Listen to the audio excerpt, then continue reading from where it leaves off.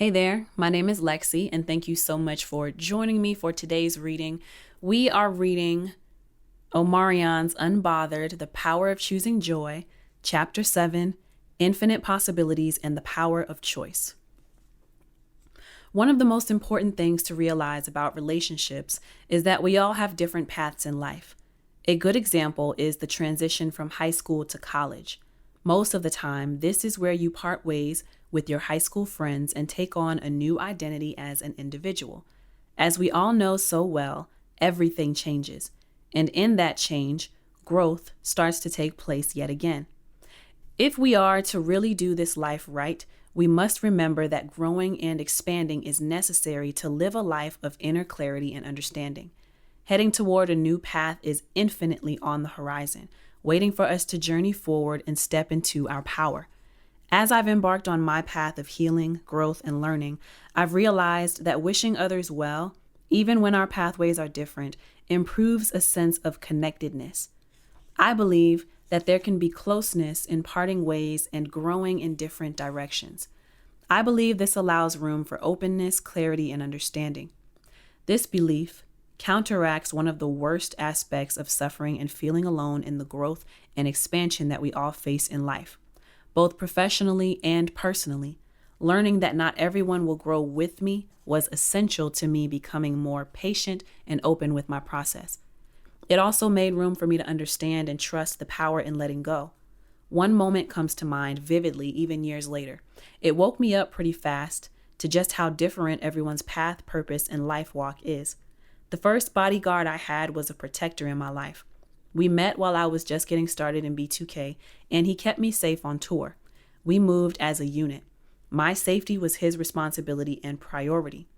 When we were on the road, I always felt safe, but when off-season came around, I was thrust into what seemed like fending for myself. When touring was up, he would go back home and be with his family and take care of his own life.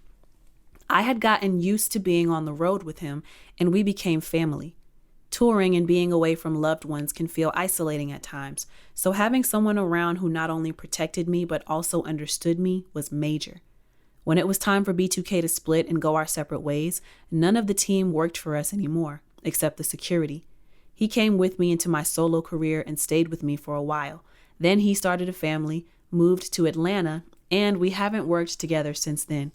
That feels strange, but at the same time, it's part of this business. You learn to grow and go with the flow. Life can feel fast-paced and things can shift quickly, and this is something that I had to learn really early on. There have been a lot of changes in my career.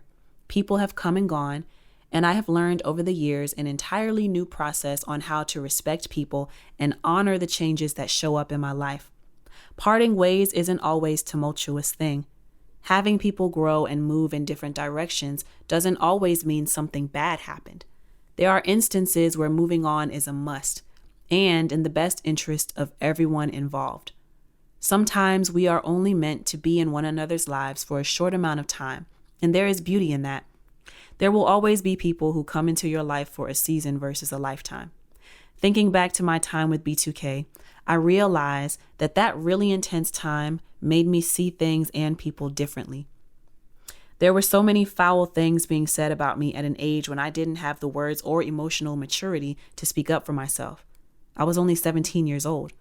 There were so many things that I wanted to say and didn't. Moving through the world feeling like I had to defend myself and my lane left me feeling like I was not sure how to react. I had to often ask myself, how do you feel about this, to get the clarity I was trying to find. During that time, after the B2K split, I saw this other lane that I could take versus reacting to the negativity around me. That lane led me to personal forgiveness. Self-forgiveness for not doing what I didn't know how to do opened up an entirely new opportunity to connect to myself and become a better and more clear-minded person. I realized that other people's projections onto me were not mine to carry or worry about. They weren't disadvantages to me. And then I realized that I didn't have to take on and carry around other people's baggage and shit. I found inner peace. I was a young man when I had this realization, and I've carried it with me ever since. Looking at how people handle things showed me that everyone doesn't have the capacity to be a positive force in this life. Dysfunction comes from somewhere, and not participating in the dysfunction of others changed the game. Not only did it show me the power of growth, forgiveness, and letting go, it's also been a great teacher on what not to do. Everyone doesn't have the capacity to do or be better, even when we want them to. Remembering that comes from somewhere, likely an unhealed part of themselves, makes it easier for me to not take things personally, but instead work on understanding myself better. Growth lives in that space and time. When I examined everything in front of me, I realized that even when I wanted to respond in a way that wouldn't support my highest self, choosing not to made me understand how controlling myself really mattered. Going off and letting my anger speak for me wasn't going to help me or resolve things. That can be hard as hell not to do when your name and reputation are on the line. But again, growth. Staying close to my truth was the best thing I could have done for myself. Looking back, I was preparing for my spiritual path. I hadn't discovered meditation and breath work yet, but I was well on my way. Energy check. Forgiveness. How does forgiveness affect our overall health and mental well-being? Why should you forgive someone who has caused you harm? Why is forgiveness important? Are you willing to let go and deal with your true feelings? What is the power of forgiveness? Fast forward to after the breakup of B2K, I was able to really step into my growth when I sat down to talk to Jay Boog for the first time since parting ways with the group. My life had taken on an entirely new shape. I was successful, my solo career was amazing, and I had grown as a man. There had been so much shit said about me over the years, so when Boog asked to sit down and talk, I was interested in hearing what he had to say. I also felt that it would be beneficial for me to move on by having a sense of closure that this conversation could offer. This opportunity was me making an important and intentional choice to let go and attempt to move forward. What a lot of people don't know, because we don't talk about it, is that we were being manipulated by an elder we had once trusted. A lot of the foul shit that was happening was taking place because of him pitting us against one another. It was disgusting and terrible to see such drama unfold at the hand of someone we all once trusted. Everyone knew this at the time, and it was no surprise. When someone's goal is to divide, conquer, and destroy, there's no stopping them. For a long time, this person was successful in doing just that. I believe that in time, the dark comes to the light, and there's no need to be violent or act out of character, even when you may want to, because karma always has the last say. Deciding to sit down with Jay Boog, I had hoped would pave the way to not rekindling old feuds, but fostering mutual respect and understanding for each other. It had been some years, the dust had settled, and I figured the time was now or never, especially since going on tour was on the table. I came to the conversation owning the fact that I knew who I was, regardless of what had been said about me. All I could do was show up as my best self with my truth in hand. Nothing else mattered at the end of the day. I won't go into the details of our conversation since it is between the two of us, but I will say it gave me clarity about a lot of things. Our conversation gave me closure and helped me unlock the truth about everything that was going on.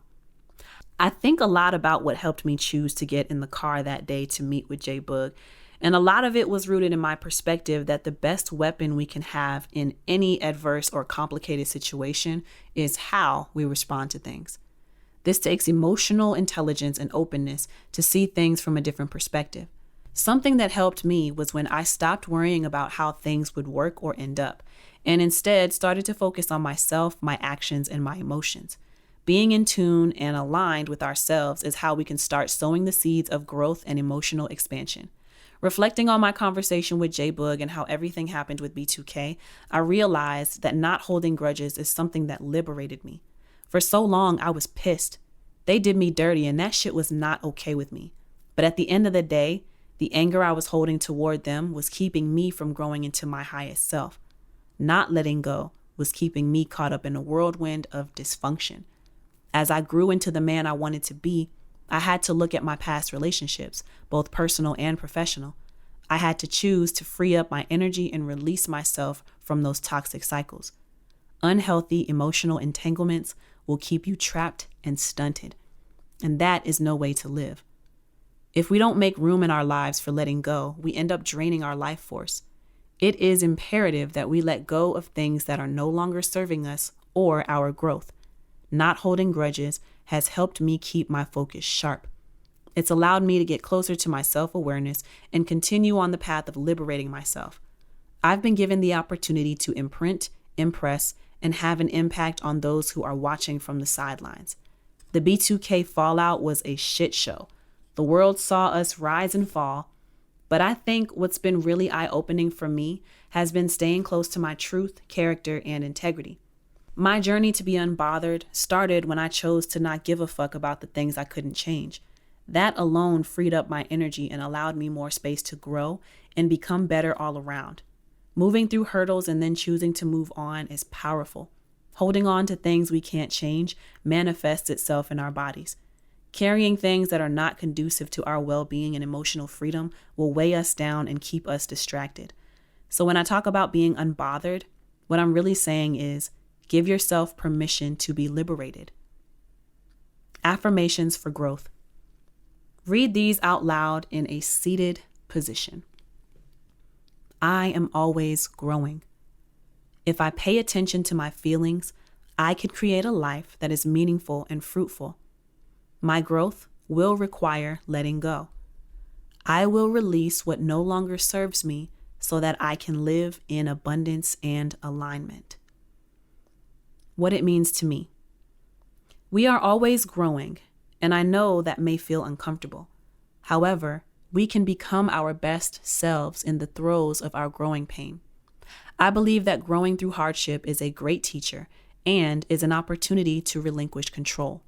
We will not grow forward if we are committed to staying the same and stuck in old bad habits. Living our best life requires active and intentional growth, even when things are hard. Reader reflection. Where do you see yourself in 5 years? What would you like to have? Where would you like to be? Create a mini vision board in your journal and see what comes up. Think as big as you can. Then make notes about how you plan to get what you're longing for. You have to work for the growth and life you want. Nothing is handed to you. Manifestation without work and making changes is just wishful thinking. Knowing my role in life is what keeps me from walking around aimlessly. The roles of creator, protector, and parent keep me grounded. That's been a great takeaway lesson for me in manhood. When I look back, I can see that so many people have no idea what their purpose is, and because of that, growth feels out of reach. What I want more of us to understand is that we get to choose how we want to live and move through the world. A small example here would be me sitting down to talk to Boog after years of misunderstanding and harsh words. I could have decided that doing something like that would be a waste of time and energy. I could have continued to have the attitude of fuck them niggas and not cared at all if we made amends. J Boog could have easily done the same, but instead, we decided that having a conversation would be best for moving forward. That was an intentional choice and gave us space to clear the air as much as we could. Unfortunately, at that time, nothing became of that conversation because it simply wasn't time. It wasn't until almost a decade later, when we spoke again, that we would go on to perform together for the Millennium Tour with a little more clarity and a little less hesitation. That influenced my purpose in my work, and it allowed me a chance to reflect, grow, and live in alignment with how I had grown to be.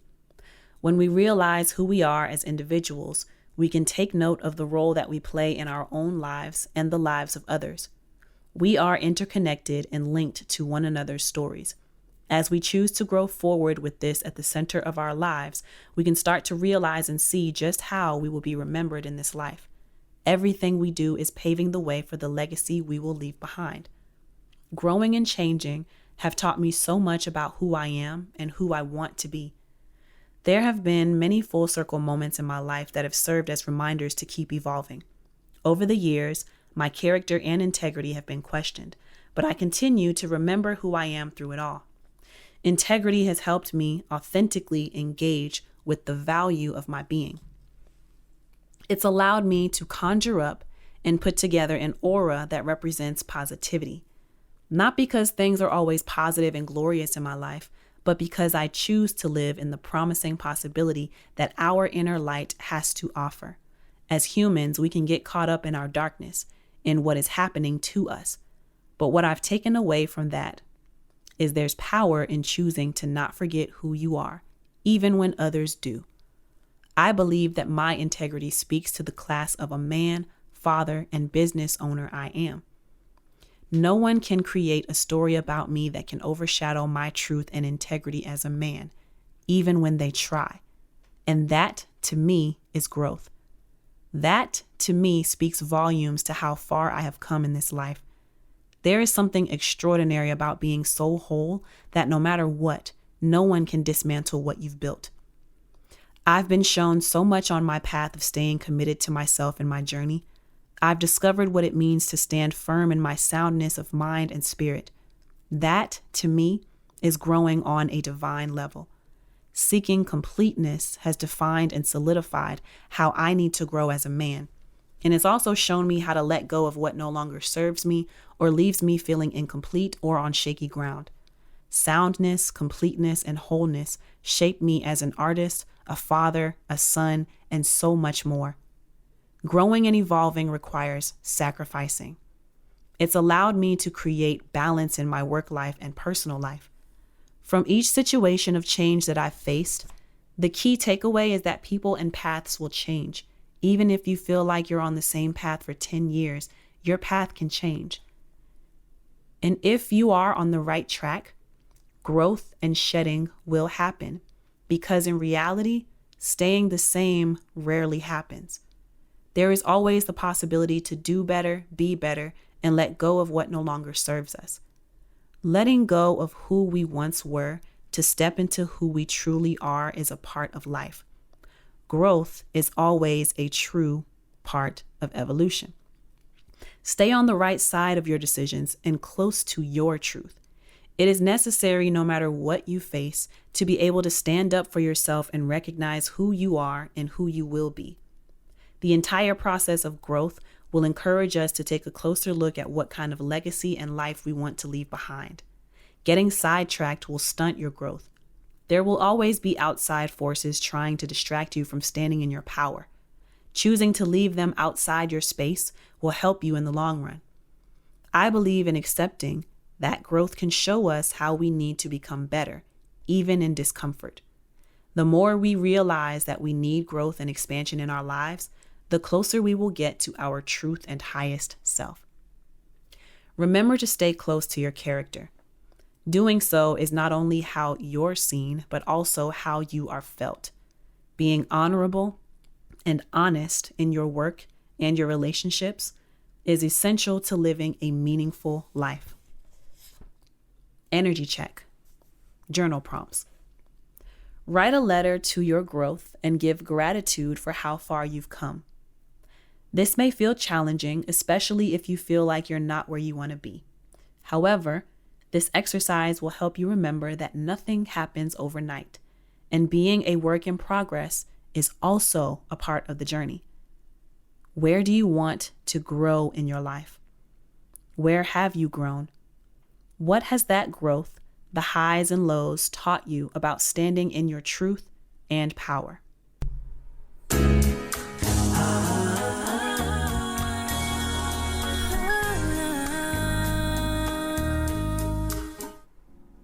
Well, really enjoyed this one as well. This chapter was really nice to me. Well, obviously, because we're going through and we're reading it. Well, there's obviously going to be some parts that make you like face yourself and face what you've been doing or what you haven't been doing. I think one of the best parts that stands out to me in this particular chapter, sorry for all the sounds of me turning the page, but the best part that sticks out to me in this chapter is page 137. Something that helped me was when I stopped worrying about how things would work or end up, and instead started to focus on myself, my actions, and my emotions. Being in tune and aligned with ourselves is how we can start sowing the seeds of growth and emotional expansion. Stop worrying about how things would work or end up and start focusing on yourself. That's really the whole essence of this book, right? Being unbothered, influencing the things that you have influence and power over, accepting the things that you don't. Why this part is so powerful to me is because I can tell you, I can testify, I can attest to this. The amount of peace that you have after you stop taking things so personally, and after you stop worrying about all of the outside influences and how, like I said, how things are going to end up or how things are going to work out.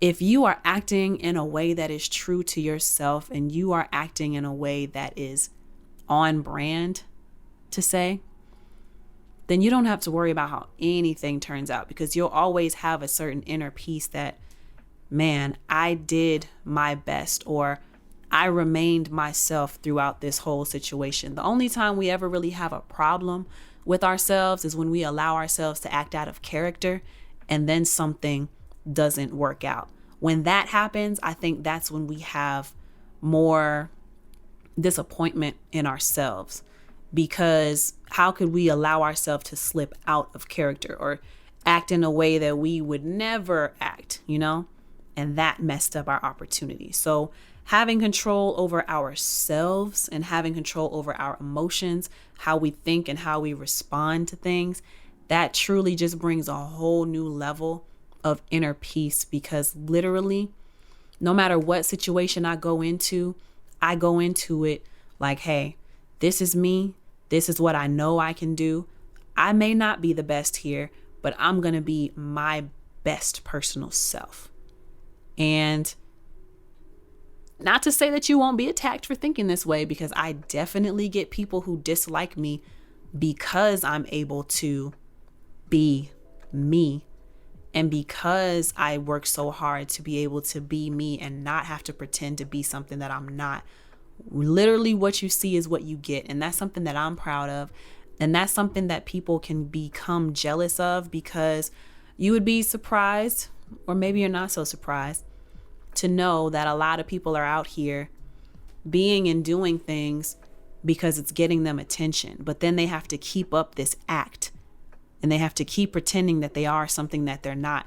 And that's a special kind of hell to be living in, to only be getting things because of who you're not, to be only getting things because of who you're pretending to be. That is a special kind of hell. And I always say there are more ways to sell your soul than just giving stuff up for money, than signing your soul away for money, right? There's more ways to live in hell than physically being there. You can mentally be in hell. Actually, that is the worst hell. Heaven and hell is literally a mind state. It's a state of mind. And it's a special kind of hell, in my opinion, to have to always put on this act, pretending that you're something you're not, just so people around you will feel okay, or people around you will want to be around you, or people around you will want to do things with you or for you. That's a special kind of hell. But when you're able to walk in any situation, walk into any relationship, being yourself, knowing who you are, knowing what you like and don't like, because this also comes with valuing yourself, right? When you understand your own value, there's peace in that. When you understand that every situation I go into, this is how I expect myself to act. And when you actually do act that way, it doesn't matter how the situation turns out. What matters is you stayed true to yourself. What matters is you kept your word to yourself. And I think, just like what Omarion is saying, if y'all didn't catch what he was saying, I hope what I'm saying is helping you to catch it. I think that is way better to walk in that truth. And it's a lot more peaceful once you let go of those reins of having to be liked by people, or let go of taking things personally, and only worry about how you can react and how you can interact. So hopefully this chapter helped you, and hopefully my explanation helped you. Thank you so much for listening to the read along for this chapter 7. What's the name of this chapter? I'm sorry. Let me go to the beginning. This is chapter 7, and chapter 7 is Infinite Possibilities and the Power of Choice. Thank you so much for tuning in. You can find these readings on YouTube, Spotify, and Apple Podcasts. If you would be so kind, please, whatever platform you're listening or engaging on, like, comment, subscribe, hit the notification bell, turn on notifications, leave 5 out of 5 star review, leave a review. Yeah, all of those things help the algorithm to tell the algorithm that this is a good piece of content, and it'll help to push this in front of a wider audience. So yeah, I would really greatly appreciate if you did that. And again, my name is LexC. Thank you so much for joining me today. Until next time, peace.